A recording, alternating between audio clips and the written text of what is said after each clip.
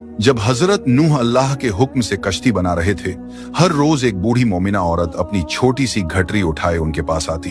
वो कहती, ए अल्लाह के नबी, कश्ती कब रवाना होगी?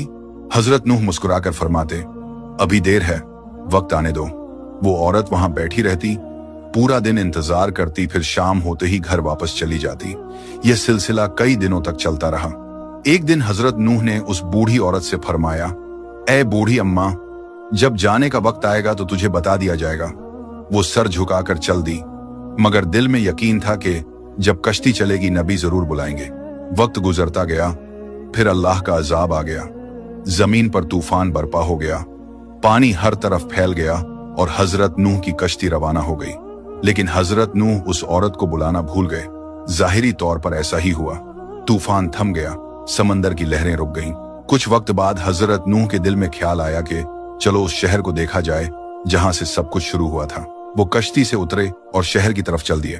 जब शहर पहुंचे तो देखा हर तरफ वीरानी और तबाही है, मगर एक कोने में एक झोपड़ी से रोशनी आ रही थी। एक दिया जल रहा था। हजरत नूह हैरान हुए, इतना बड़ा तूफान आया, सब कुछ डूब गया, लेकिन यह दिया कैसे जल रहा है?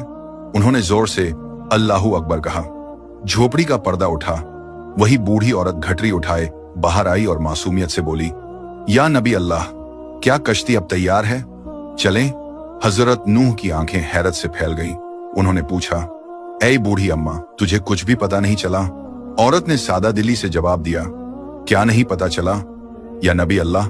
हजरत नूह बोले, इतना बड़ा तूफान आया, दुनिया डूब गई, बारिशें बरसीं, लोगों पर अजाब आया और तुझे कुछ खबर नहीं? वो औरत मुस्कुराकर बोली, या नबी अल्लाह, एक दिन बादल थोड़े गरजे थे और हल्की सी फुहार पड़ी थी, बस। हजरत नूह ने आसमान की तरफ देखकर फरमाया, ए मेरे रब, यह क्या मौजिजा है? तब अल्लाह ताला ने उन पर वही नाजिल फरमाई, ए मेरे प्यारे नबी, इस औरत के दिल में तुम्हारी मोहब्बत थी और तुमने इससे वादा किया था कि जब कश्ती रवाना होगी तुम इसे ले चलोगे। तुम अपना वादा भूल गए, लेकिन मैं रब्बुल आलमीन तुम्हारे वादे का भी जिम्मेदार हूं। मैंने अपने अजाब को इस तक पहुंचने ही नहीं दिया। इसे एहसास तक नहीं हुआ कि कैसा अजाब आया और कब चला गया।